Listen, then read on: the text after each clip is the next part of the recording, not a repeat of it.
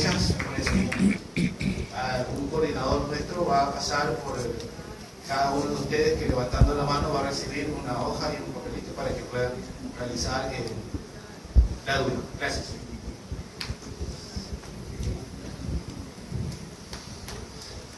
Buenas tardes a todos y a todas. Muchas gracias por la presentación. Agradezco al presidente del Colegio de Abogados, al doctor Jimmy Salazar Gaspar, también a mi amigo, el doctor Alemán Vera, por la invitación. No quiero dejar de recordar al doctor Martín Plaza, es un amigo de Argentina que debió estar aquí con nosotros, con ustedes, y por razones profesionales no pudo venir.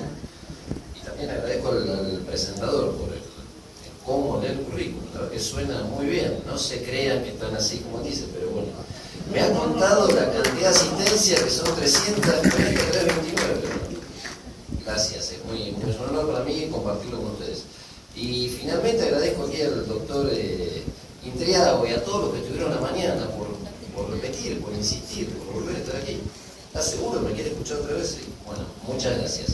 Un honor estar aquí ante ustedes y también no quiero dejarme expresar mi agradecimiento hacia ustedes, que siendo un lunes por la tarde, recién empieza la semana, estamos todos cansados, bueno, que hayan dejado de lado sus obligaciones para estar aquí escuchándome. Esto no va a ser una charla magistral ni nada que se le parezca, sino yo me siento cómodo dando ese tipo de disertaciones. Es un intercambio de ideas entre profesionales. Si bien yo soy abogado, como todos ustedes, ejerzo la judicatura, pero somos colegas. Todos integramos el servicio de justicia. No hay que terminar con esa idea que la justicia son los jueces y el resto es auxiliar de la justicia. No, la justicia la constituimos todos. Sin jueces no hay justicia, pero como dijo el presidente, como yo he dicho de la mañana, sin abogados tampoco hay justicia, no hay sistema de justicia. Entonces nos trataremos como colegas.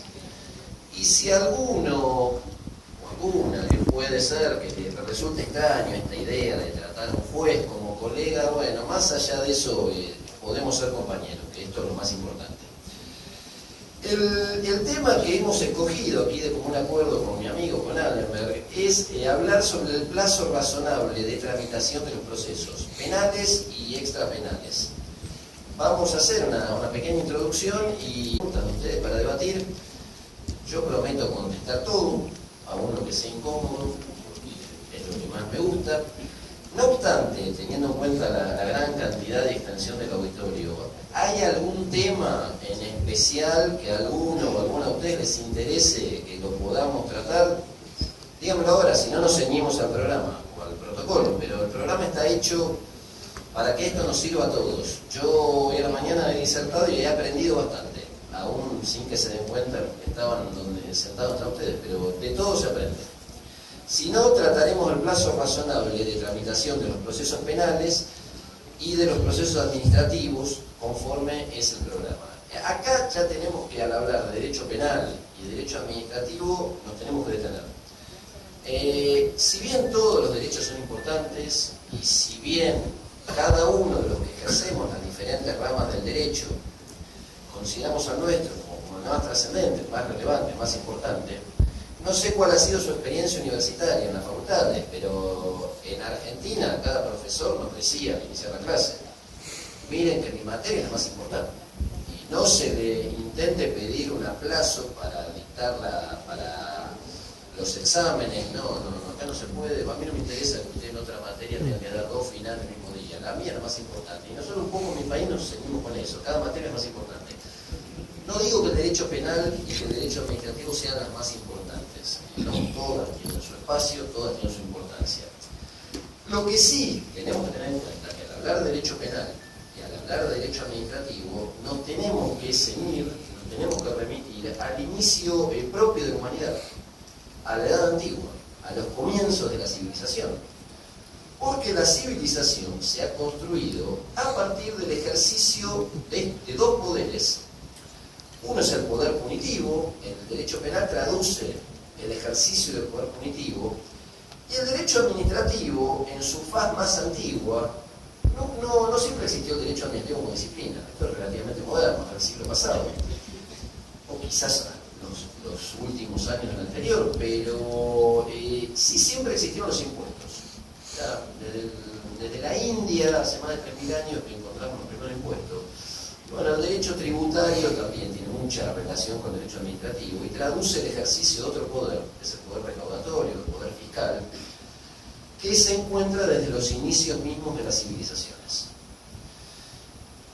Y que esto que yo señalo, que se encuentre desde los inicios de la civilización, tenemos que tener en cuenta que en aquel entonces, cuando no existía el derecho, estos poderes, no hablamos de derecho, no existía todavía una disciplina, pero sí de poderes, eran ejercitados por el Estado. ¿De qué modo?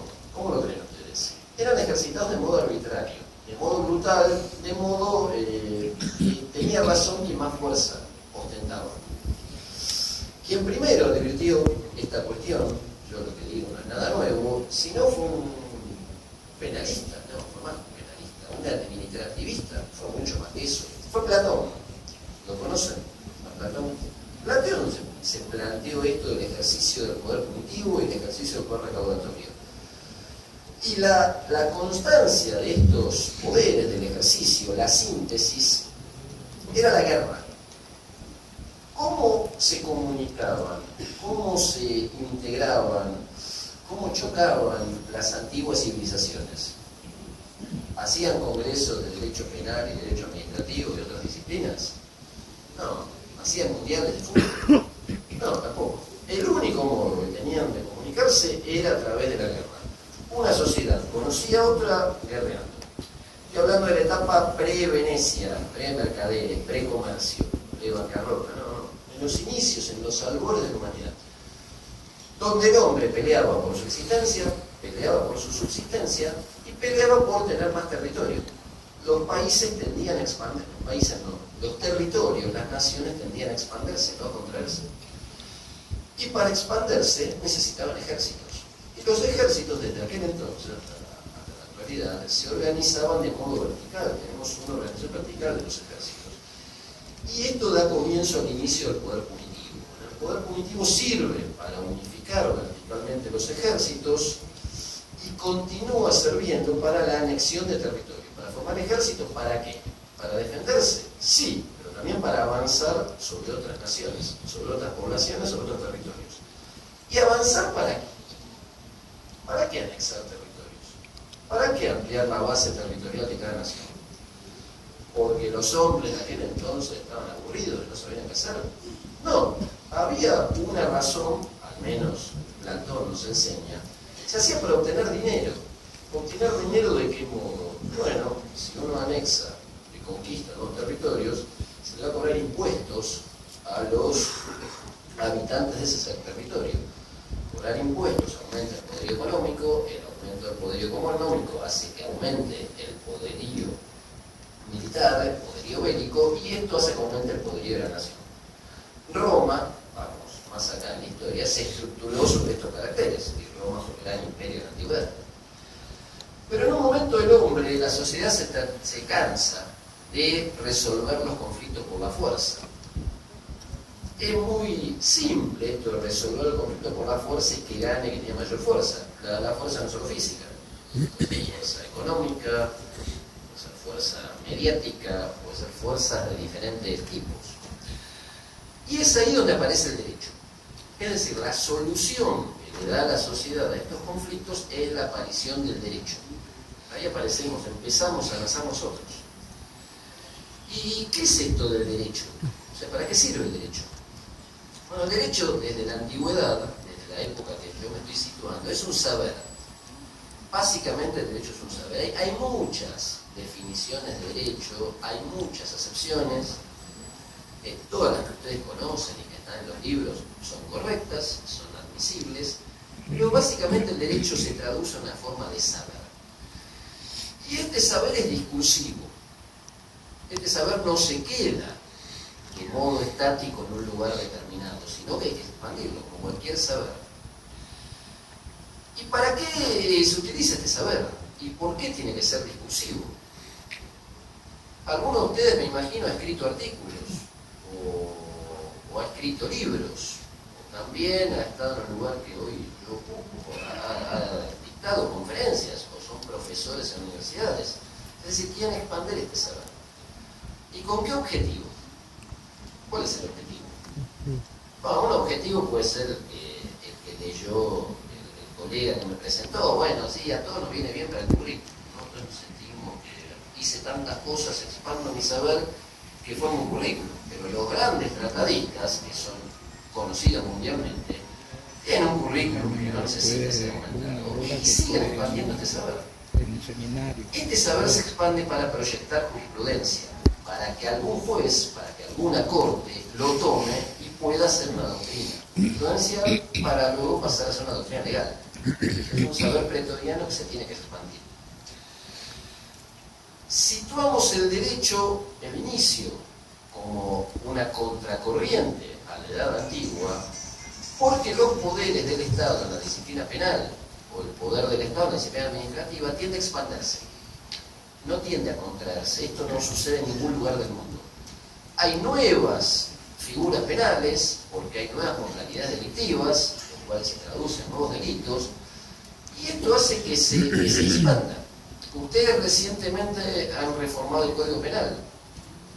En el Código Penal, les pregunto, porque no soy especialista en materia penal local, ¿se reprimen más delitos o menos que antes? Más. Se reprimen más delitos. Pero esto es lógico, porque esto pasa en cualquier lugar, porque hay nuevos delitos que hace 20, 30 años no existían. Nuevos delitos, nuevas modalidades delictivas, que obviamente se tienen que tipificar. Entonces, el poder punitivo se expande. También se expande el poder administrativo, el poder recaudatorio. Pero no se puede expandir indefinidamente, porque la expansión indefinida va a atentar directamente contra nosotros, contra nuestras libertades. Entonces alguien le tiene que poner un límite a la expansión. Mi maestro en Argentina, que es el doctor Zaffaroni, tiene una frase que es muy concreta. Él dice, o el derecho penal sirve para poner un límite a la expansión del poder punitivo del Estado, o si no, no sirve para nada. Yo no sé, no voy a discutir con él, que es el que realmente sabe, si no sirve para nada, pero él dice, el objetivo del derecho penal es ese, ponerle un límite a la expansión del poder punitivo que siempre ocurre. Esto es como la gravedad, es una ley que no se puede frenar. Necesitamos la intervención de la justicia. El problema, o el tema de debate es, bueno, ¿y la justicia cuándo interviene? Y cuando interviene, ¿es eficaz? La sociedad está contenta del modo que interviene la justicia, y quizás contento, feliz no es la frase, pero está conforme, recepta los parámetros constitucionales. En Argentina la justicia es muy criticada, somos muy criticados, en muchísimos casos con razón, en otros no, siempre las críticas de todo nivel son excesivas, ¿no? Hay algo de verdad y hay algo que se exagera. Por la lentitud de la justicia. Dice, la justicia es lenta. Y hay una frase, un dicho que dice, y justicia lenta no es justicia. Coincido en grado y en modo absoluto. Ahora bien, la justicia no debiera ser lenta. La justicia sí es lenta, pero tenemos que analizar por qué es lenta. ¿Cuándo interviene el juez? El juez va a intervenir cuando quiere. El juez está mirando la televisión y ve algo, una conducta que cree que es un delito. Inmediatamente deja su casa, va a intervenir y procesa. No, no es así. Y si esa figura no es delito, no. Tenemos un orden de criminalización, o también de penalización, o de recaudación, que es el orden primario. ¿Quién tipifica las conductas? ¿Quién las convierte en delitos? ¿El juez? ¿Quién lo hace? Lo hace la Asamblea Nacional, lo hace el legislador. Es el que realiza la criminalización primaria. Lo hace un poder ajeno al Poder Judicial, un poder interdependiente del Poder Judicial, pero que no lo hace el Poder Judicial. El juez no tipifica delitos. ¿Quién es, una vez tipificados los delitos, el juez va a salir a la calle a detener a los delincuentes? Hay un asesinato, ¿y va a ir el juez a detener? No, ¿quién lo hace? Lo hace otro poder, lo hacen las fuerzas policiales, las fuerzas de seguridad, lo hace la gendarmería, o fuerzas de seguridad, cada país tiene organizaciones de seguridad. Pero sí, estas fuerzas de seguridad responden a otro poder que no es el judicial. En algunos países existe la policía judicial, pero esta policía actúa una vez que llega el caso a la justicia, que tenemos un caso contencioso. No actúa previamente, sino actúa con orden del juez, pero una vez que el juez toma el caso. Es decir, no aplican en el supuesto de violencia. Y esta policía, ahora bien, si el policía detiene a una persona y lo deja libre, lo detiene y cree que es un menor, parece de 14 años, de 13, pero tenía 18 y lo deja libre, ¿y el juez va a actuar? No, porque ni se va a enterar. Quien hace la criminalización secundaria es el Poder Ejecutivo. La criminalización primaria la hace la Asamblea, la secundaria la hacen las fuerzas dependientes del Poder Ejecutivo. El juez va a intervenir en tercer lugar. Por eso, el juez no tiene o no debiera tener tanto poder como nosotros creemos. El juez tiene el poder jurídico, pero no tiene el poder absoluto. Entonces, si bien es lento, bueno, nuestros órdenes constitucionales hacen intervenir al juez en tercer lugar. Esto no excusa que después tramite el procedimiento de forma sumaria, de forma rápida. Pero va a intervenir no cuando quiere, sino cuando otras agencias del Estado pongan el caso frente a sí. Ahí sí interviene el juez. En ese caso interviene el juez. Cuando las otras agencias han dispuesto que el juez intervenga. Ahora bien, ¿qué hace el juez una vez que interviene? Se tiene que ceñir los plazos legales. Entonces no hubiera problema. Hay códigos de procedimiento que marcan y fijan la actividad del juez y que el juez no se puede apartar mayormente. Es decir, el ámbito de discrecionalidad es muy limitado. Pero esto, mi experiencia enseña que esto no ocurre, que muchas veces no ocurre. Los procesos no se tramitan en el plazo que legalmente está instituido. ¿Y esto por qué no ocurre? Bueno, causas hay muchas. El modo en que trabaja la justicia en los diferentes países lo puede enseñar. El juez se busca alejar del trámite del juicio como deberían otros dos poderes, busca tener menos exposición y busca manejar la causa de acuerdo a los tiempos que él considera adecuados. Muchas veces no hay penalización para la falta de cumplimiento de los plazos legales. ¿Les ha pasado a ustedes que los juzgados no cumplen con los plazos? ¿Siguen siendo jueces esos ciudadanos? Sí, no les pasó nada, o sea, siguen tomando café, seguimos, yo también, no parece yo un extraterrestre que hago todo bien. Yo también, no, ahora, si el abogado incumple, si presenta un escrito 2 minutos tarde, ¿qué le va a pasar? Le va a tener, ahora, si el juez dicta sentencia un año tarde, no le va a pasar algo, que es un caso muy especial, mediatizado, pero normalmente no tenemos el mismo reproche. Lo mismo yo contaba hoy a la mañana al momento de pedir audiencia, ¿no? Si uno llega tarde a una audiencia con el juez le dice, doctora, llegó 10 minutos tarde, y ya se va, ni lo va a atender. Ahora, si usted hace una audiencia con el juez, lo tiene que esperar una hora, y bueno, sí, hay que esperar, y le va a decir al juez, no, mire, mi tiempo vale igual que el suyo. Es decir, que somos seres humanos todos, pero algunos se entienden o entendemos, estamos en un pedestal diferente.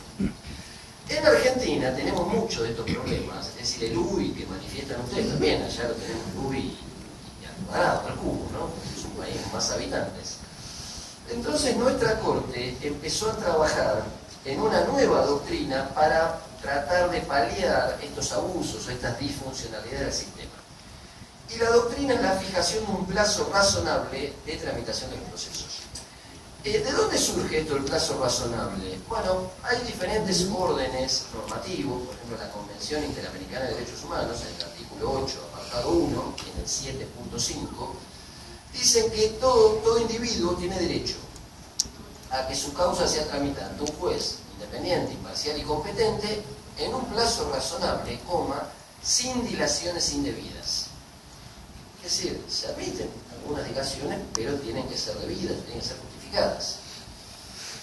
Y hay mucha jurisprudencia del Tribunal Europeo de Derechos Humanos, que en mi país las tomamos como válidas. ¿Por qué? Porque el Tribunal Europeo de Derechos Humanos lo viene discutiendo desde la década del 70. La primera causa la encontramos en el año 71 contra Alemania, se llama Riske. La segunda es Koenig, del 78, y la tercera es Kleik, del año 82, en las cuales el Tribunal Europeo repite su doctrina y dice que los procesos tienen que ser tramitados en un plazo razonable. tanto el Tribunal Europeo como nuestra Corte, la Corte de mi país, nos dejan algo con la nebulosa que a mí me hace preguntar. Y bueno, ¿y cuál es el plazo razonable?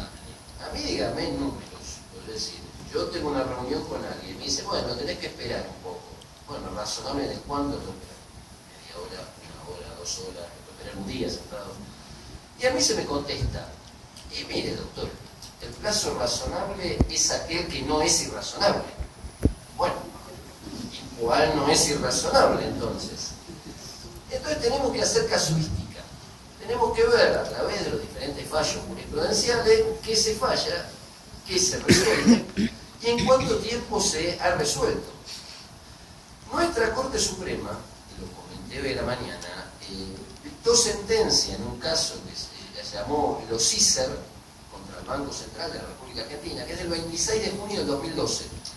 Cualquiera de los fallos que yo les voy a hablar, yo se los voy a dejar a las autoridades, y si no, al que me lo pida, me deja el mail, yo les doy mi mail y se los puedo mandar, no hay problema. Me interesa que ustedes los tengan para ser objeto de debate, para que les sirvan en su utilización profesional y para que además los puedan mejorar, porque estos fallos desde ya que son perfectibles. En esta causa, los ISER, la Corte Suprema de la República Argentina dijo que el plazo razonable de tramitación del proceso se aplica a todos los procesos, no solo al penal. Unos podrán decir, bueno, pues tenemos una persona presa, detenida, tiene más derecho que se le aplique. Sí, también lo penal, pero al resto de los ordenamientos, en el cual se incluye el fiscal, el laboral, el previsional, el civil, el comercial, el electoral, todo tipo de procedimiento que ustedes conozcan, se les tiene que aplicar el plazo razonable. En este caso, ¿y qué pasa si transcurre el plazo razonable, que la Corte marca como razonable? Bueno, la solución que se está adoptando en mi país es la extinción de la acción penal. Se extingue la acción penal. ¿Por qué? Porque transcurrió el plazo razonable. En este caso, en los ISER, teníamos un procedimiento ante el Banco Central de la República Argentina que había demorado 20 años. Es decir, el Banco Central estuvo investigando a una persona 20 años. ¿Esta persona es culpable o es inocente? Bueno, se presumía su inocencia. Quizás había hecho actos no acordes al orden jurídico y quizás merecía ser sancionado. La Corte no hace mérito de esto. La Corte lo que dice es, bueno, 20 años después, sobre esta persona no puede permanecer la duda si es culpable o inocente. Entonces cerró el proceso, extinguió la acción. En otra causa, se llama Bossi y García, de contenido aduanero, la Corte hizo lo mismo con un trámite aduanero que había durado 27 años. Ustedes dirán, ¿puede durar 27 años? Y sí, pasa, depende de quién sea, pasa. Por violación de las aduanas, por violación del Estado, pero pasa, pues se pierde la causa. Entonces, 27 años después, no se podía reprimir la conducta de un agente. Y bueno, quizás era bueno, pero había sido 27 años atrás, entonces extinguió la acción. En otro caso, Fissmann, del año 2009, lo hizo pasado 23 años. Nuestras cámaras de apelaciones lo fijan en 17, lo fijan en 15 años. Yo me sigo preguntando, bueno, pero ¿cuál es el plazo? Es decir, 27 es irrazonable, 23 es irrazonable, 20 es irrazonable porque hay cuestión de jurisprudencia, 15 es irrazonable, 17 también, 13, y no sé, y ahí me dicen, y depende, y 12, y hay que ver. Esto resta seguridad jurídica. Entonces, desde el tribunal en que yo presto servicios, nosotros recogimos la doctrina de la Corte y fuimos más allá. Porque la Corte dice, el plazo razonable lo debe fijar cada juez en el marco propio de su competencia. No es lo mismo el plazo razonable en materia penal, y no es lo mismo si tenemos una persona detenida o no la tenemos detenida, que un caso previsional, donde el peticionante tiene 95 o 96 años. ¿Qué le vamos a decir ahí? Bueno, sí, usted a los 17 años va a ganar la causa, sí, pero tiene 96, puede esperar. Que no es lo mismo, por ejemplo, una acción de daño de perjuicio que una persona de 22 años le hace a una de 21, porque le chocó el carro. No es lo mismo. O sea, el plazo razonable en sede penal no puede ser el mismo que el laboral, que no puede ser el mismo que el comercial, que no puede ser el mismo que el civil.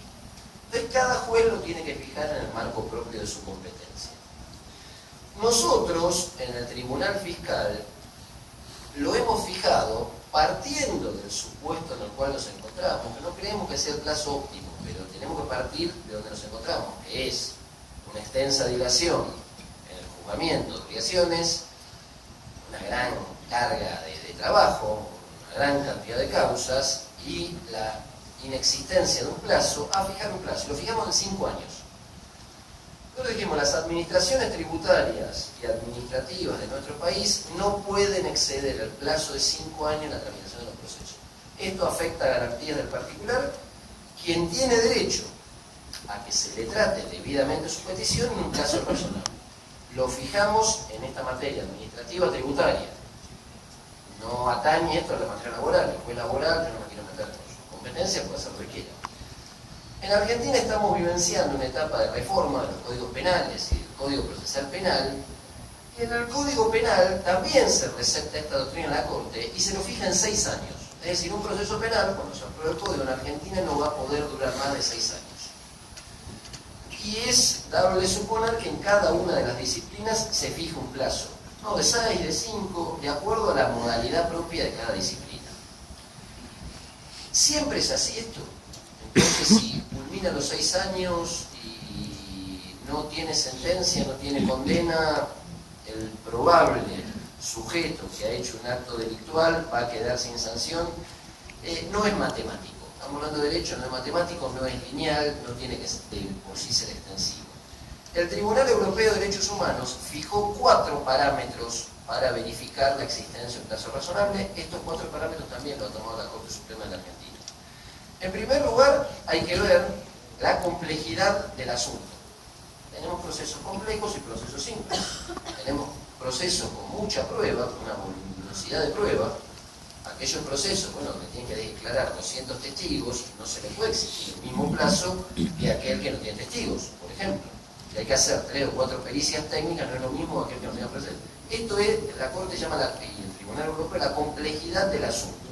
Hay asuntos que son realmente sencillos, hay asuntos, sobre todo los penales, que no lo son, porque el Estado tiene el deber de investigar y de alcanzar la verdad. En segundo lugar, la actitud de los interesados. La actitud procesal de los interesados. Cuando hablamos de los interesados, yo entiendo que los tribunales se refieren a ustedes, a los abogados, porque el interesado se presenta a través de un patrocinio. ¿Qué hace el abogado? ¿O qué ha hecho el abogado? ¿El abogado ha instado la jurisdicción o ha dejado, entre comillas, fenecer o dormir la causa? ¿Ha intentado colaborar con el juez para alcanzar la mejor solución en un tiempo rápido, un tiempo expedito? ¿O ha planteado permanentemente nulidades a efectos de extender la resolución del procedimiento? Y cada nulidad la apela y recusa a los jueces. Bueno, en Argentina hay abogados que recusan permanentemente el procedimiento, sabiendo que se va a perder esa recusación, pero a los fines de dilatar el procedimiento es un arma fantástica. Pueden ser acusados por o penados con una multa por temeridad y malicia, que tenemos en Argentina, pero es de muy difícil comprobación.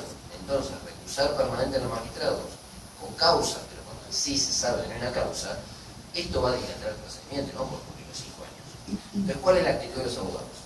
En tercer lugar, ¿cuál ha sido el comportamiento de las autoridades judiciales?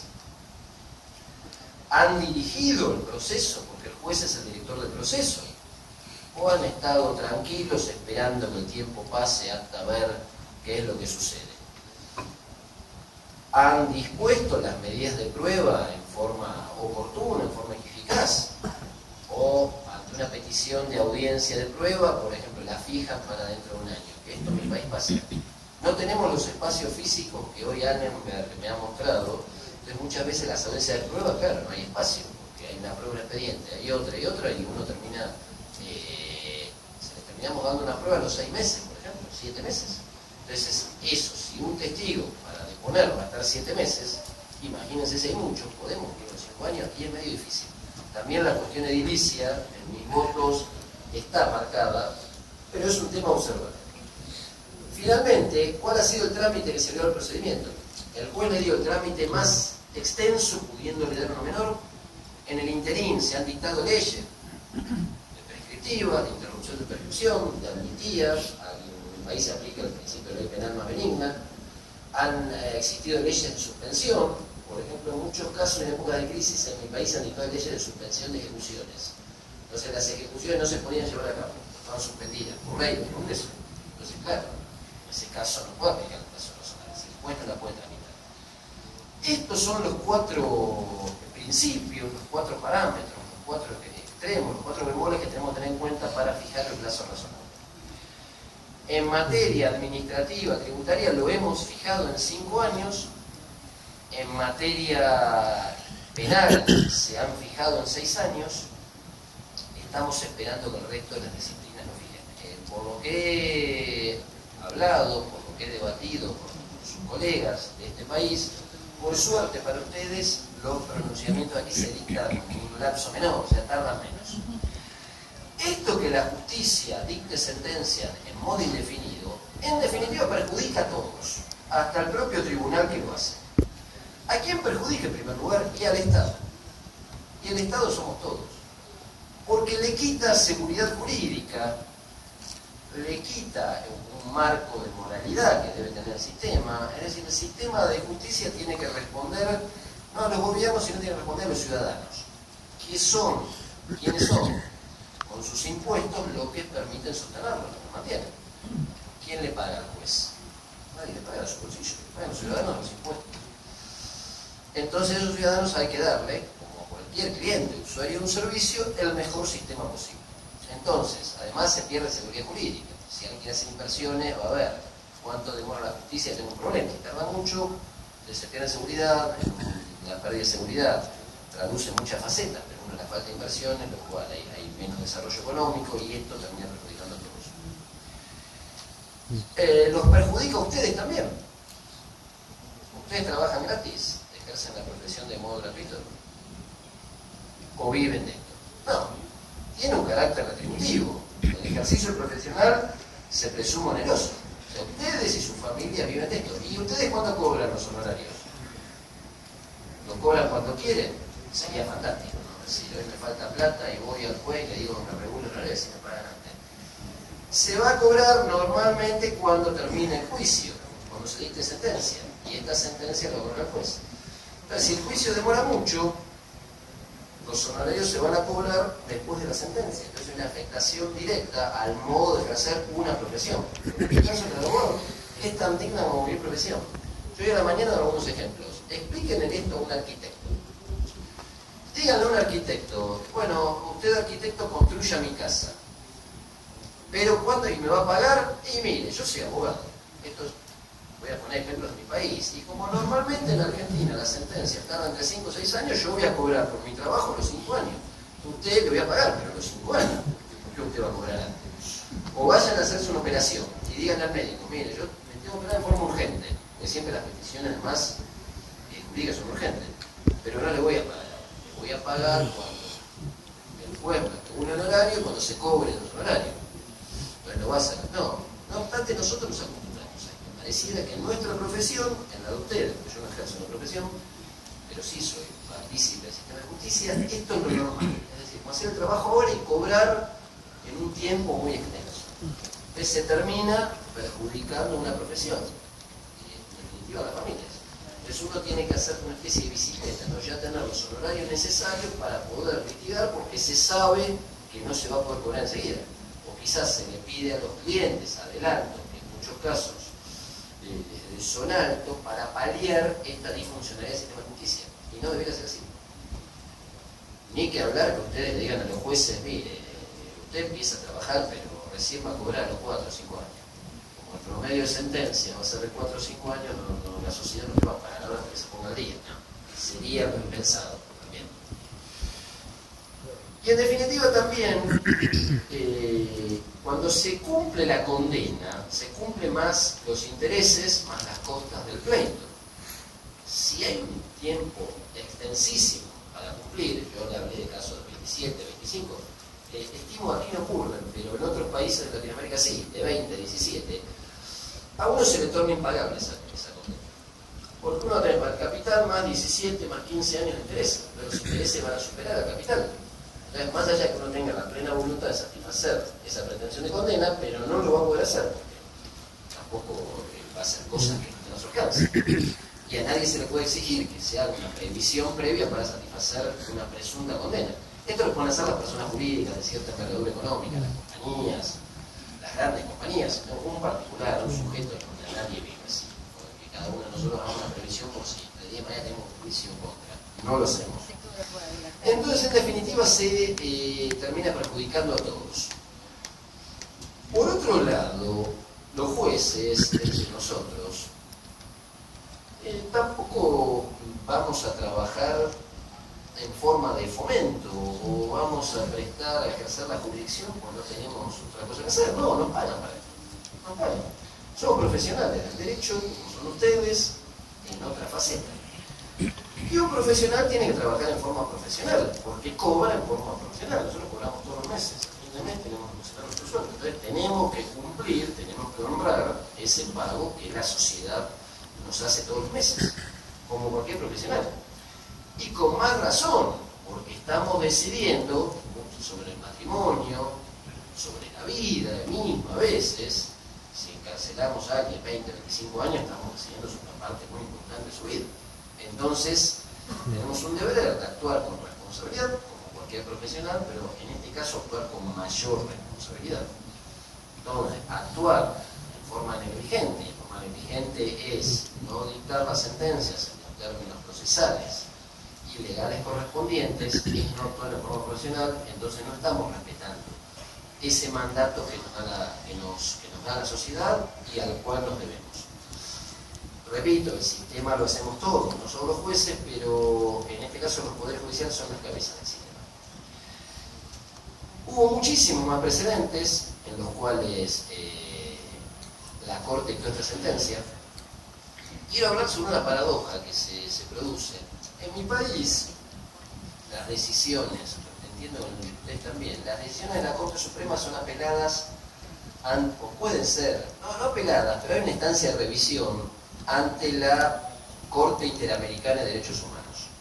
En primer lugar, se plantea el reclamo de la Comisión, y de la Comisión, que tiene sede en Washington, no sé qué es Corte Interamericana, aquí hay un problema, hay que cambiarlo, gira el caso, lo declara contencioso y lo pasa a Costa Rica. Y mi país ha sido condenado en 4 o 5 sentencias por la Corte Interamericana en Costa Rica. Nuestra Corte Suprema, en su página, publica las sentencias de la Corte Interamericana sobre Argentina, y en los últimos 4 o 5 hemos sido condenados.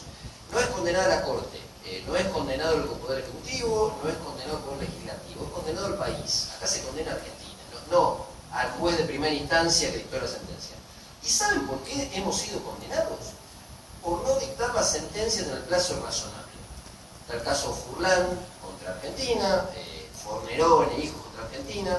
Por ejemplo, un caso de un accidente de tránsito donde el padre, cabeza de familia, quedó cuadripléjico. Un hijo murió y los otros hijos quedaron con lesiones graves, pero no tan graves. Entonces, bueno, la familia demanda contra aquel conductor que los invistió, que estaba alcoholizado. Y el juez de primera instancia le dio la razón, pero a los 12 años. O sea, le dio la razón. Y el expediente, una vez que lo pasó para el Estado dictar sentencia, tardó 4 años en dictar la sentencia. Una persona estaba cuadripléjica, reclamaba. Es el caso Furlan, se lo puedo pasar. Entonces, bueno, Argentina está bien, fue bien condenada. ¿Por qué? Porque la Corte tiene un procedimiento que no respeta. Hay una paradoja en las sentencias en la cual la Corte Interamericana se está condenando, también la Corte Interamericana tarda 10, 12 años en dictarla. Entonces yo digo, la Corte no cumple el plazo razonable. Hoy me preguntaban, ¿se puede universalizar el plazo razonable?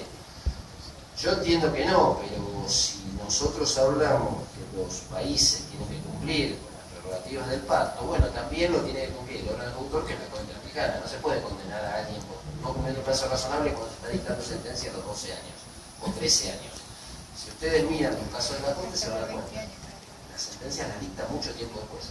¿Y por qué las dicta así? Bueno, aluden a la misma circunstancia que decimos nosotros, y un poco personal y gran cantidad de causas. Yo mi trayectoria, corto, larga, que la ha leído aquí el colega, yo no conozco a ningún juez que haya dicho tiene poco trabajo. Estoy encontrando alguno. Si hay alguno aquí en el presente, me gustaría que el juez diga, ¿y cómo anda? Y la verdad, me sobra el tiempo. La verdad, tengo poco trabajo. Voy al tribunal la mitad del tiempo que me corresponde, porque como estoy al día, me la paso jugando al tenis, al golf. No, esto no existe. Siempre los jueces así tenemos mucho trabajo, no podemos más, tenemos poco personal, tenemos poca infraestructura. Bueno, hay que dotarlos de las herramientas necesarias para que puedan dictar, hacer su tarea, pero también tienen que trabajar en un marco de productividad. En un marco de productividad trabajan ustedes. Si a ustedes un cliente les paga para hacer una demanda, bueno, tienen plazos perentorios, ¿no? O dicen, bueno, sí, yo se la voy a hacer, pero quizás dentro de 4 o 5 años se la presente, porque la termine. ¿Qué pasa con ustedes? ¿Qué pasa? ¿Lo pueden hacer? No, porque tienen plazos perentorios. Y si tienen que contestar un escrito que les vence a los 5, a los 10 días, y no pueden decir, bueno, pero lo voy a dejar al día 12, total, 2 días que me hace. No, pierden el derecho. En materia judicial esto no está. Y no tenemos legislaciones de avanzada que puedan prevenir estos efectos valiosos o para disuadir estas conductas. Hoy a la mañana comentaba un caso, es el de Bolivia. En Bolivia, de todos los sistemas que yo he estudiado, me parece el más avanzado. ¿Por qué? Porque en Bolivia, en los códigos procesales, civiles, en penal, no. Cuando el juez no dicta sentencia dentro del plazo, pierde jurisdicción. El juez ya no puede dictar la sentencia. El juez tiene un plazo. Si no la dicta, la tiene que pasar al otro que está en orden de turno. No significa que por no dictar una sentencia deje de ser juez. No, pero esto es causal de mal desempeño. Por ejemplo, una sentencia no va a pasar nada. Si el juez permanentemente pierde jurisdicción, bueno, no va a dictar sentencia, va a ser causal de mal desempeño. Nosotros en nuestro tribunal tenemos algo así, pero estamos lejos de Bolivia porque tenemos 10 sentencias por año. Entonces, bueno, 10 sentencias. Puede pasar alguna en los plazos, ya que se nos pase 10 somos bastante cuidadosos de no hacerlo.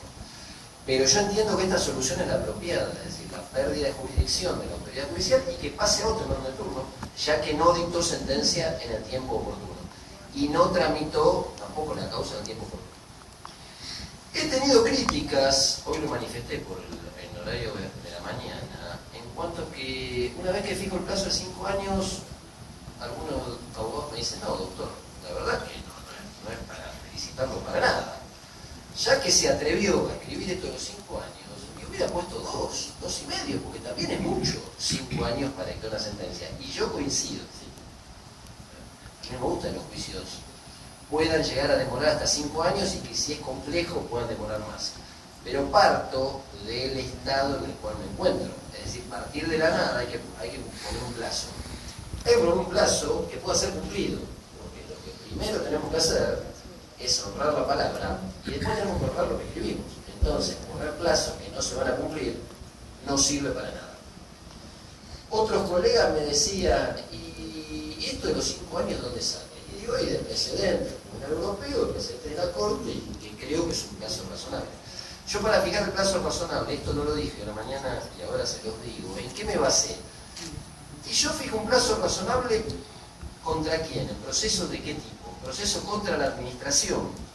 Y normalmente en mi país los plazos de la administración, los plazos prescriptivos son quinquenales.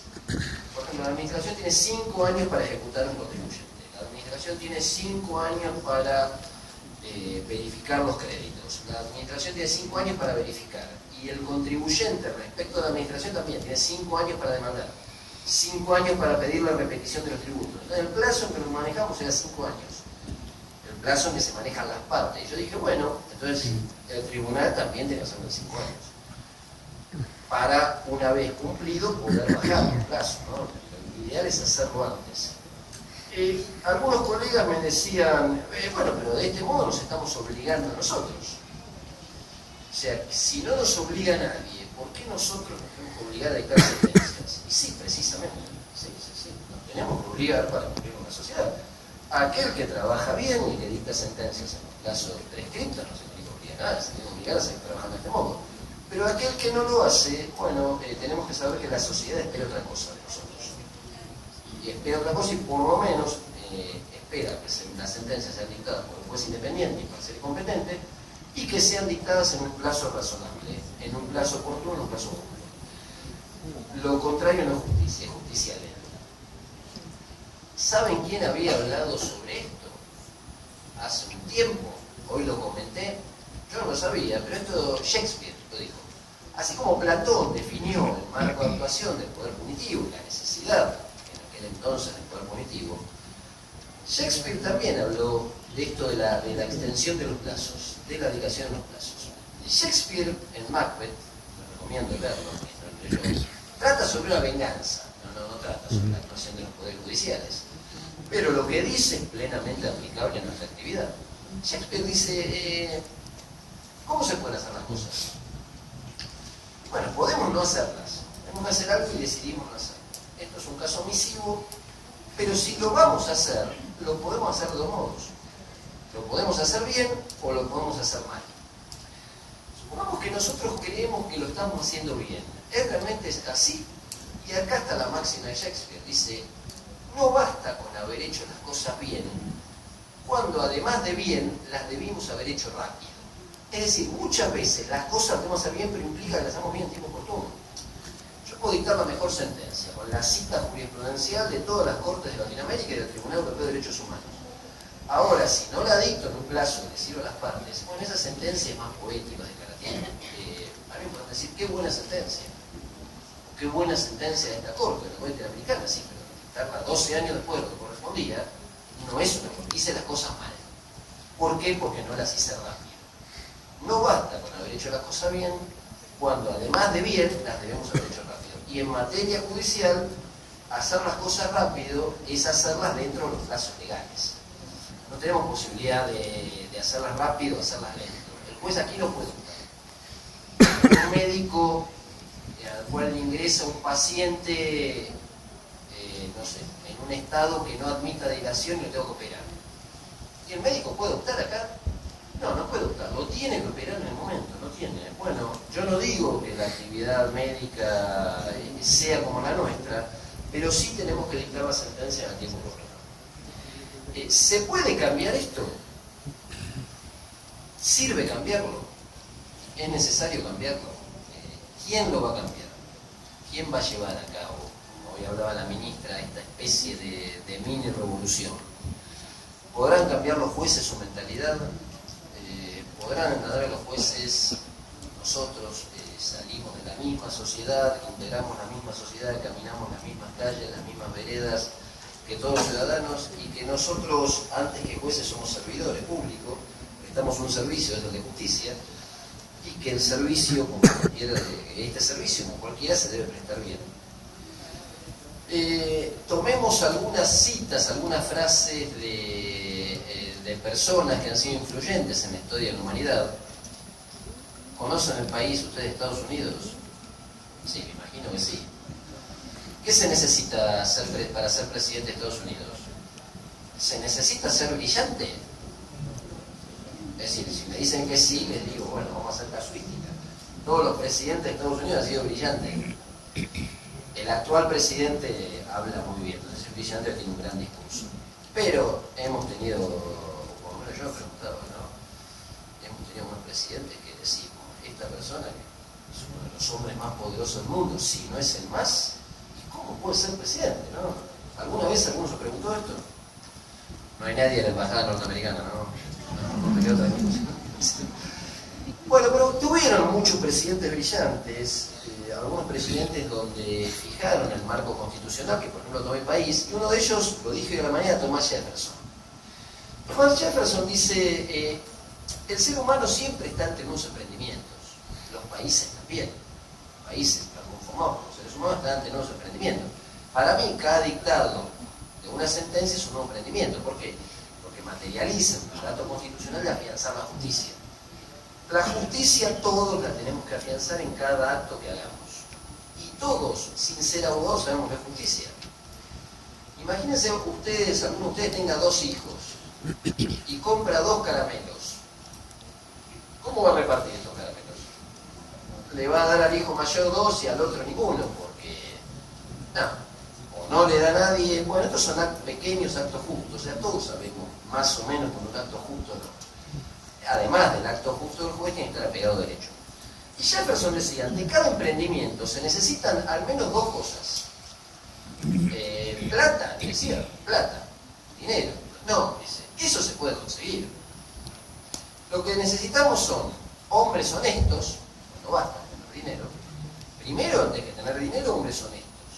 Y además de honesto, tiene que ser optimista. Porque si no es optimista, por más dinero que tenga para hacer un emprendimiento, le va a ir mal. Hay que pensar que le va a ir bien y poner todo el esfuerzo en pensar que le va a ir bien. Entonces partimos del optimismo. Sí, tenemos que pensar que se va a cambiar. Porque si pensamos que esto es imposible, que ya el sistema está viciado, que el sistema se retroalimenta con sus propios vicios y no va a cambiar, entonces no hagamos nada. No, es una lucha que tenemos que dar. Como dijo aquí la ministra, es una revolución, una mini revolución. Y entonces vamos a luchar. Tenemos que luchar a través de este saber, y este saber es discursivo, y este saber es dialéctico. Yo no hablo de la lucha física, pero sí tenemos que imponer esta idea de fijar un plazo razonable de tramitación de todos los procesos para respetar las garantías. Y doy el ejemplo que di hoy en la mañana, disculpen que estén, pero no he encontrado otro mejor a lo largo de la historia. Si tengo que luchar, ¿a quién voy a escuchar? ¿O en quién me voy a basar? Bueno, voy a alguien que luchó, militar. El más brillante, a mi juicio, militar de la edad antigua ha sido Sun Tzu. Y él decía que para luchar necesitamos líderes. Líder puede ser cualquiera. Bueno, entiendo que cada uno de nosotros nos creemos un pequeño líder. Después quizás no trascendemos, quizás sí. ¿Qué virtudes tiene el líder? Muchas, dice Sun Tzu. Pero 3 no pueden faltar. No solo 3. Él dice, el líder debe tener honestidad. Aquí Jefferson toma esto. Debe tener sabiduría, porque vamos a plantear un nuevo paradigma de respeto fiel de los principios constitucionales a la transición de los procesos. Pero tenemos que tener sabiduría. ¿Quién me va a llevar a cabo esto? Y debe tener coraje. Si vamos a luchar, nos vamos a enfrentar a alguien, también en forma dialéctica, pero tenemos que tener coraje para poder derrotarlo acá sin ponerle idea para ganar la sociedad. Nadie gana a título individual, acá tenemos que ganar todos. Entonces tenemos que empezar partiendo de aquí. Tenemos que soñar que esto va a ser posible.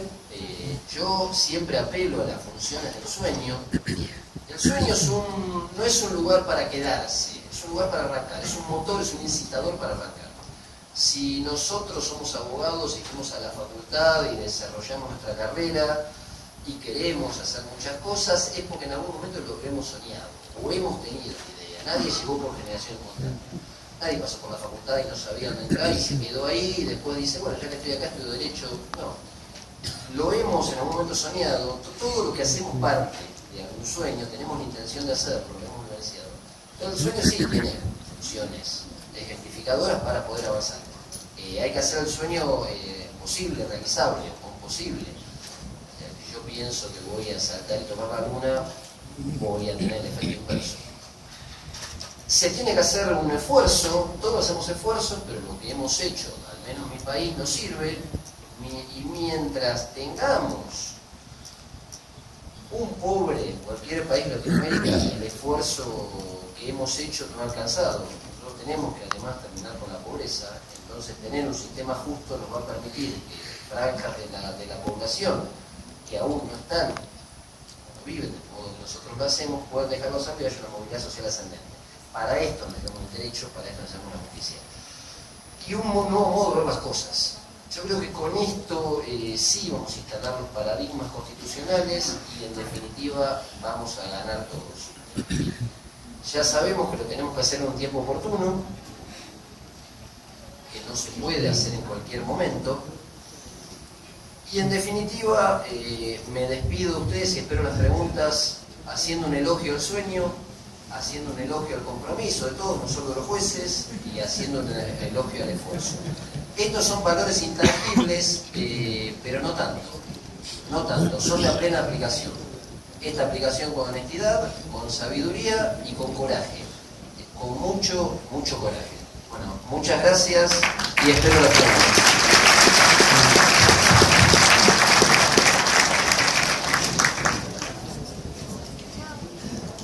Bueno, voy a leer las preguntas.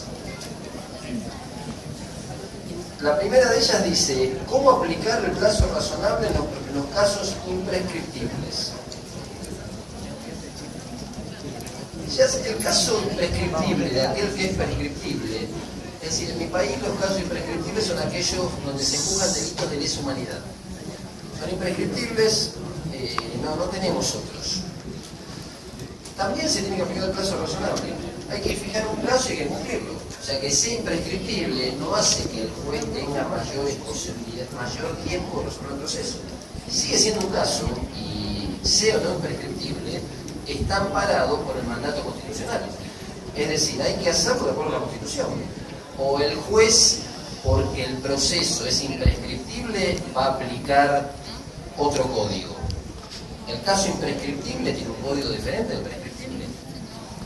No, o va a aplicar otros valores.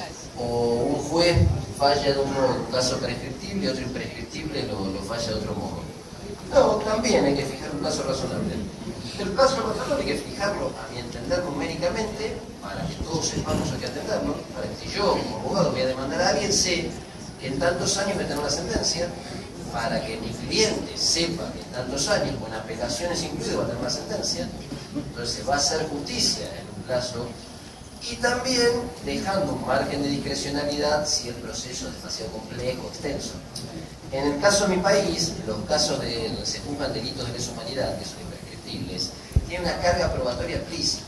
Es decir, muchas veces hay 200 testigos, 300, domicilios en extraña jurisdicción, domicilios en el exterior. Entonces, también se juzga a personas por delitos cometidos ante la dictadura militar que ya pasaron todos los 80 años, 80 años. Esto hace que tengan problemas físicos, entonces muchas veces no pueden declarar, porque el imputado tiene que declarar, pero ¿qué pasa? Está internado con un coma en el hospital. Entonces, ¿qué hacemos? Bueno, tenemos que esperar qué sucede con él, no puede declarar, o le vamos a tomar declaración. No, entonces esto hace que el proceso demore más. De cualquier modo, en igualdad de condiciones, yo diría que el plazo razonable también es de aplicación a los casos imprescriptibles. Y aún le digo, a título ejemplificador, con más razón, porque estos casos, si son imprescriptibles, tienen o conducen a una importancia mayor a los casos comunes. Entonces, si en estos casos se respeta el plazo razonable, con más razón se va a tener que respetar en otros. Dice, ¿cuál es, en su opinión, la fórmula para determinar el plazo razonable como estandarizado? Bueno, yo les dije, para mí en este momento el plazo en materia administrativa sería de 5 años, en materia penal es de 6 en mi país. La fórmula no es unívoca y tenemos que situarnos dentro de el tipo de procedimiento. Para una persona, un empleado, en sede laboral que se quedó sin trabajo y tiene que cobrar la indemnización, nosotros no le podemos decir, quédese tranquilo, que usted a los 5 años, de acuerdo a la postura, a los 6 años, de acuerdo a la postura de los penalistas, lo va a cobrar. Usted gana. Y sí, pero mientras tanto, ¿qué hace? Tiene que vivir. ¿Cómo hace? En esos 6 años, y bueno, búsquese otro trabajo, si no cuenta. Entonces, en este caso, el plazo razonable tiene que ser menor. Entonces hay que ver cada tipo de proceso y fijar un plazo estandarizado. Y después, para diferentes situaciones dentro del mismo proceso, yo entiendo que hay que achicar un plazo. Tengo un accidente de tránsito, bueno, de 2 personas, 23, 24 años. ¿Quiénes son los demandantes, estas personas? O tengo el caso del cuadripléjico, que se habla del caso Furlan, que es padre de familia, la familia depende de él. Y no le puedo decir que va a cobrar los 5 años. Mientras tanto, ¿qué hace? En estos casos hay que fijar un plazo, pero estandarizarlo de acuerdo a las circunstancias. Es tan importante fijar el plazo como cumplirlo. Y después hay que cumplirlo, porque después empezamos las excusas. Y lo que pasa es que lo fijamos, pero en este caso no. El plazo está. Para cumplirlo hay que honrar la palabra y hay que honrar lo que se escribe. Si quien me hizo la pregunta me quiere repreguntar, porque no lo conozco, no hay problema. Y después seguimos debatiendo. No sé si satisface mi respuesta con la pregunta, pero no hay problema, lo podemos seguir debatiendo. En el caso de las salas especializadas, ¿cómo se aplica en Bolivia la pérdida de jurisdicción? Acá en Ecuador tarda mucho. Así es la pregunta. En Bolivia la pérdida de jurisdicción es la que es en las salas especializadas. Es decir, si el juez penal de la sala 1 pierde jurisdicción, va a pasar a la sala 2. No lo va a resolver el juez de quiebras. No. Se aplica de este modo. Hay un plazo para dictar sentencia. entiendo que de 40 días. Si el juez no la dicta en los 40 días, automáticamente no la puede dictar al 41, porque esa sentencia es nula.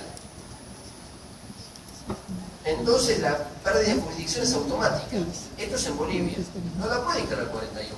Podrá pedir una prórroga, el superior lo deberá autorizar, pero por razones fundadas. No la puedo dictar al 41 porque es un expediente muy voluminoso que tiene 150 cuerpos. Entonces no lo voy a poder leer en 40 días. Está bien, es un caso que admite. El superior de los jueces de Bolivia puede admitir la prórroga. Bueno, le damos 40 días más. Le damos 3 meses más de plazo. Lo que el juez no puede hacer es dejar vencer el plazo y después dictar sentencia mocinada, porque esa sentencia es nula, no produce efectos jurídicos, va a ser nulificada automáticamente. Pero lo que tiene que hacer el letrado o el propio juez, el juez nunca lo va a hacer, está claro. Lo que tiene que hacer el letrado es pedir la pérdida de jurisdicción y que la sentencia sea girada al juez competente que le sigue en orden de turno. Tampoco cualquier juez, los jueces están por número o por letra. Yo a veces me pregunto, bueno, ¿y qué pasa si hay un solo juez? Porque en algunas jurisdicciones tenemos un solo juez. Bueno, en ese caso yo entiendo que tiene que actuar con juez. Siempre el juez tiene que tener reemplazo. Es decir, lo recusa, ¿qué sucede? Deberá actuar con juez. Y esto es la pérdida de jurisdicción, es motivo de mal desempeño y esto es motivo de jury de enjuiciamiento. O sea que no es una cuestión gratuita. Los demás países no lo tienen, no tienen la pérdida de jurisdicción. Entonces el juez en un país puede dictar sentencia, le dije en este caso a los 4 años, a los 12, a los 5, puede dictar sentencia. Pero yo entiendo que hay que fijar un plazo porque en la vida, más o menos los grandes privilegiados que somos nosotros los jueces, todos nos manejamos por plazo, ¿no? Más o menos. Un chico que va a la escuela primaria, la escuela preparatoria también tiene plazos. Los exámenes los dictamos por un plazo, más o menos plazo no es esto de la justicia. Todos hacemos las cuestiones en el tiempo debido. Entonces, tenemos que llevar la justicia, que es un pilar esencial de la sociedad, a manejarse en el mismo plazo. Otra pregunta. ¿En qué casos un acto administrativo puede generar una acción penal? La segunda pregunta es, ¿qué papel juega la institución de la fianza en la Administración de Justicia argentina? Bueno, un acto administrativo genera una acción penal cuando a través de ese acto se está cometiendo un delito. Si hay, por ejemplo, me preguntaba hoy en la mañana, un peculado en el dictado de ese acto administrativo, o sea, el funcionario administrativo dictó ese acto porque alguien le pagó, bueno, esto genera una acción penal. Siempre tiene que haber una acción típica, jurídica y culpable en el medio para hacer una acción penal. Lo que generan normalmente los actos administrativos son acciones de tipo civil o resarcitorias. O sea, con este acto administrativo me causó un daño y perjuicio. Ahora, que cause una acción penal tiene que haber un delito por medio. ¿Qué papel juega la institución de la fianza en la Administración de Justicia argentina? Un papel tremendamente importante. Yo creo que no he conocido la justicia sin fianza y no avisoro tener una justicia con fianza. Las fianzas en mi país básicamente son de 2 tipos. Tenemos la fianza en el proceso penal y en el extrapenal. Los procesos civiles. En los procesos civiles sirven para afianzar obligaciones, sobre todo a través de las peticiones de medidas cautelares. Si un sujeto peticiona una medida cautelar, como la medida cautelar se dicta inaudita parte, es decir, sin la concurrencia de la otra parte, el juez le va a exigir una fianza para garantizar los hipotéticos y futuros daños y perjuicios que esa medida cautelar puede generar en caso de no ser confirmada. Porque la medida cautelar se dicta con 2 requisitos previos, que son la verosimilitud del derecho, que es la apariencia de un derecho, o sea, no hay que probar nada, el derecho tiene que parecer verdadero, y el peligro la demora, que irrogaría la falta de dictados a medida cautelar. Pero para afianzar todo esto se hace la fianza, se pone la fianza. La fianza puede ser juratoria o puede ser real en efectivo o en especie. Hace poco, el 23 de abril del año pasado, dictamos una nueva ley de medidas cautelares contra el Estado, y en la ley de medidas cautelares contra el Estado la fianza tiene que ser real. Se le quita a los jueces esa facultad de dictarla a título juratorio. A título juratorio iba el abogado y se comprometía con una declaración de expediente de derecho. La parte ni se enteraba, era el abogado. Cuando la fianza es real, si el prestar la parte, y si no presta la fianza no se cumple. Pero el papel preponderante es en la justicia penal, el tema de la fianza. Porque el sujeto argentino, cualquier sujeto, en cualquier lugar del mundo, ¿qué es lo último que quiere? Nosotros a qué le tenemos miedo. Más que a la muerte. ¿A qué le tenemos miedo? Más que a la muerte, porque hay un preso. Seguro. ¿Quién quiere preso? Aunque sea para probar, no. Nadie se quiere morir, pero no lo podemos evitar. Pero lo del preso sí. Entonces hoy lo hablaba con Allenberg. Nosotros tenemos una figura que es la exhibición de prisión. Entonces un sujeto cuando está procesado y el juez le dicta la orden de captura, de acuerdo al delito que se trate, este sujeto lo que va a tratar es de tener preso. Entonces pide la exhibición de prisión y el juez le va a pedir una fianza. Sin fianza es imposible. ¿La fianza para qué? Y para satisfacer los futuros daños y perjuicios y para asegurarse que esta persona siempre comparezca al juzgado cara derecho. Entonces la fianza es un papel fundamental. Lo mismo, una persona que está en prisión, ¿qué va a querer hacer? ¿Va a querer seguir en prisión porque le gusta? No, ¿qué es lo que va a pretender? ¿Qué le va a pedir al abogado? Doctor, y pida el incidente de excarcelación, trate de sacarme. Y en mi país el incidente de excarcelación se puede pedir tantas veces como quiera. Usted lo pide y no se lo dan y lo puede volver a pedir otra vez, o apelar. Bueno, para excarcelar a una persona que está detenida donde juez, por supuesto se le pide una fianza. Y la fianza va a ser alta, hay que ser real. Porque está el riesgo que esa persona desaparezca. Y no lo veamos más. No se piense tampoco en todas las personas que dan fianza, después aparecen. Algunos tampoco aparecen. Pero la fianza tiene un papel fundamental en sede civil y sobre todo en sede penal. Es más, una persona procesada o detenida sin fianza no va a salir. Y esto que parece justo, a veces a nosotros trae problemas de inseguridad. Claro, pues supongamos que el juez le fija a un detenido una fianza, no sé, de $50.000. Y si es una persona que no tiene recursos, bueno, de algún lado la tiene que conseguir. Porque no va a querer estar en prisión. Y bueno, ¿y cómo la consigue?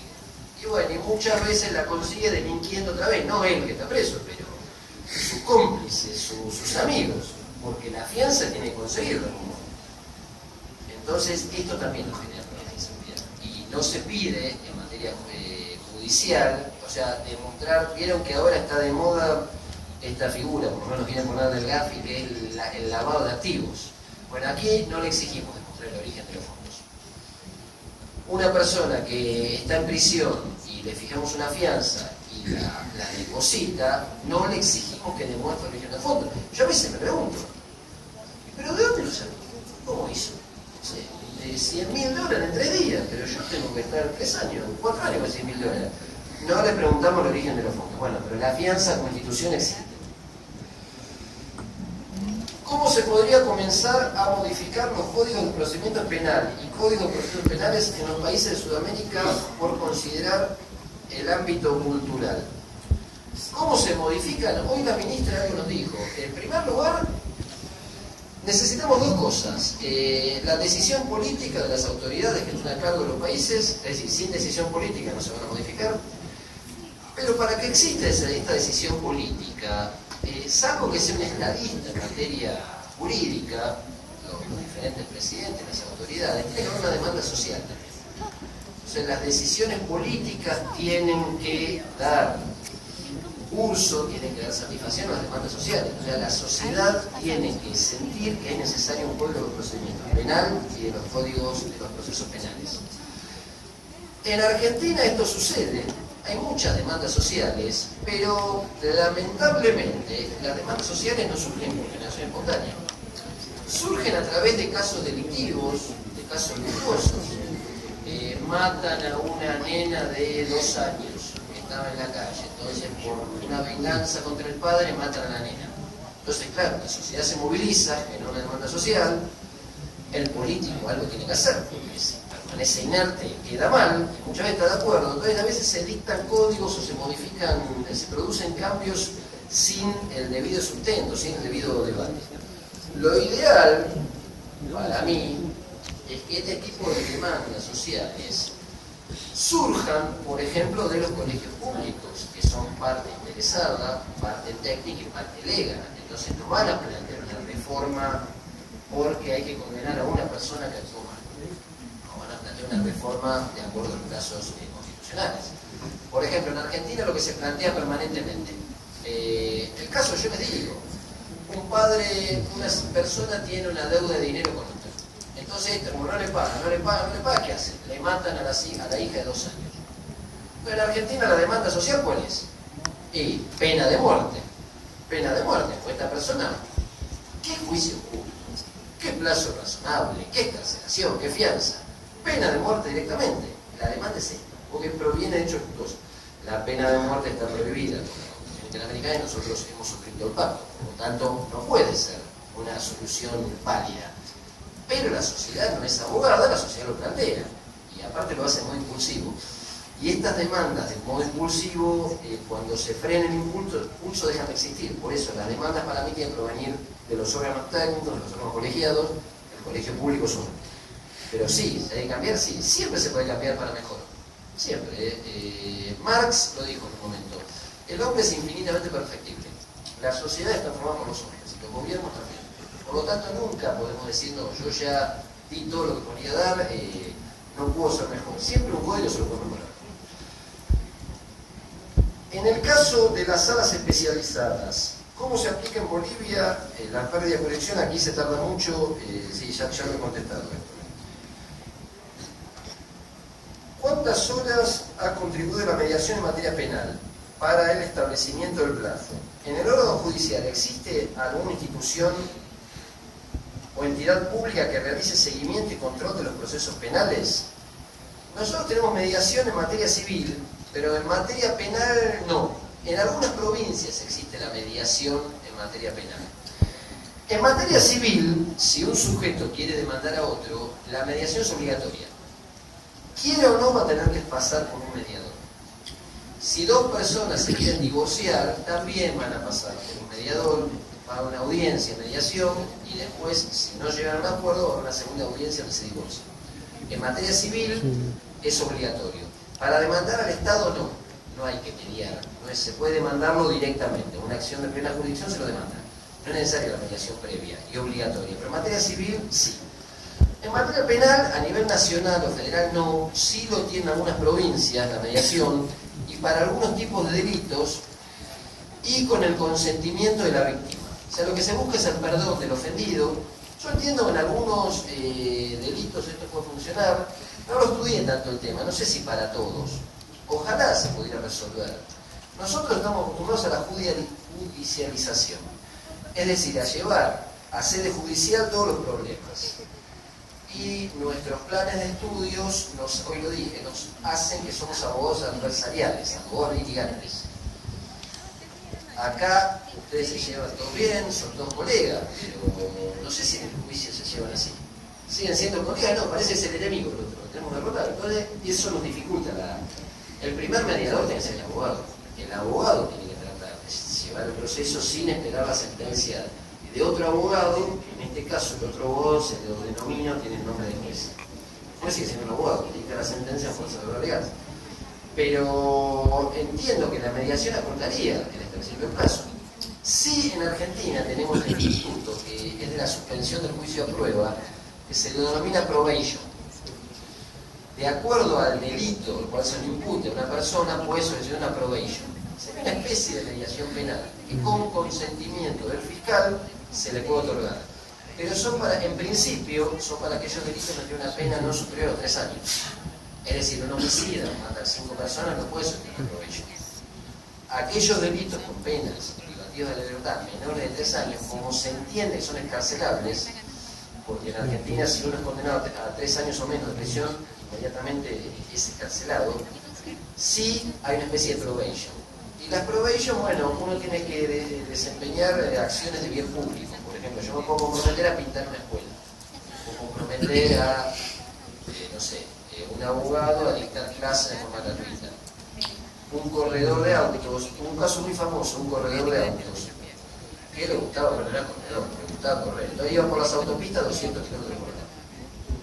Y cuando le decían algo decían, pero yo soy corredor, los demás no saben manejar, a mí no me va a pasar nada. Y sí, muy bien. Dice, el problema son los demás, ¿no? Porque los demás no saben manejar. Bueno, finalmente se lo condenó. Y bueno, la pena era menor de 3 años, lo que él pidió una probation y dictaba las clases para aprender a manejar, las dictaba en forma gratuita, en diciembre.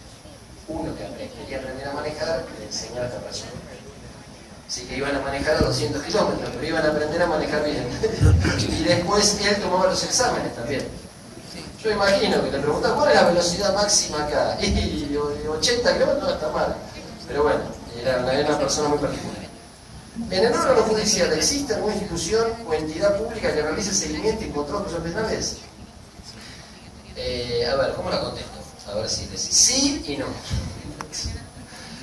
Hay una entidad, es decir, el Ministerio Público debiera llevar un control de los procesos penales, pero lo lleva, no lo hace en forma muy efectiva porque hay tantos procesos penales que las estadísticas se tienen muchos años después. Después tenemos observatorios en materia penal que sí siguen los procesos, pero siguen aquellos procesos en los cuales son trascendentes, no sé si en todo. Tenemos jueces de ejecución de pena que hay que controlar la ejecución de la pena, pero hay pocos jueces para muchos casos. Desde hace 3 años, este sería el 3er año, la Corte Suprema, a través del doctor Zaffaroni, que es el penalista especialista en esta materia de la Corte Suprema, no hace un control de los procesos penales en sí, pero hace un control de las denuncias penales y qué trámite, qué cauce tienen. Es decir, cuántas denuncias terminan en condena, cuántas denuncias hubo en la Ciudad de Buenos Aires, cuántas denuncias hubo por el día, por la tarde, por la noche, cuántas denuncias fue por homicidio en ocasión de robo, cuántas por robo, cuántas llegaron a la justicia, cuántas se desestimaron, cuántas se sobreseyeron, cuántas se condenaron. Sí, lo hace Zaffaroni, lo hace la Corte a través del doctor Zaffaroni, y se basa en investigaciones que los propios juzgados tienen que remitir a la Corte. Los juzgados dicen, este año tuvimos tantas denuncias y condenamos a tantas. Muchas veces no coinciden los casos, porque si los juzgados tardan tiempo extenso en dictar más sentencia, están hablando de sentencias dictadas respecto de otras denuncias. Pero se está empezando a controlar, ya hay una necesidad imperiosa de controlar. Después tenemos observatorios judiciales que sí controlan, pero no controlan todos los casos. Controlan los casos de resonancia pública, y aquí dependemos de los medios, porque ¿qué caso aparece en los medios? ¿El caso que el juez quiere? ¿El caso que la sociedad quiere? No, es el caso que el medio quiere, y siempre que ese caso venda. Porque si un medio va a seguir un juicio, pero no lo va a ver nadie, entonces el juicio no va a salir. Y normalmente la experiencia argentina, cuanto más sangre hay, más venta. O sea, cuanto más sangre hay, siempre necesitamos sangre, más venta. Entiendo que esto es igual, pero no debiera ser así. No debiera ser así, pues se muestra una imagen distorsionada. Pues si el mismo medio repite el mismo asesinato 5 o 6 veces, parece que ese día se mataron a 6 personas. No estoy justificando nada, pero esa fue una que se repitió permanentemente. Pero bueno, los medios tienen otros parámetros que en la justicia los tenemos que tener en cuenta, pero no guiarnos por los medios, sino nos tenemos que guiar por el interés de la sociedad y de los poderosos. ¿Alguna pregunta más? Yo estoy abierto, cualquier pregunta, todo, no hay problema. Bueno, espero que les haya servido, que haya sido de utilidad. Yo estoy a disposición de ustedes. Espero volver a verlos pronto. El material se lo dejan las autoridades, que me lo quedamos ahora un segundo. Bueno, desde ya muchas gracias y nos seguimos viendo. Gracias. Muchísimas gracias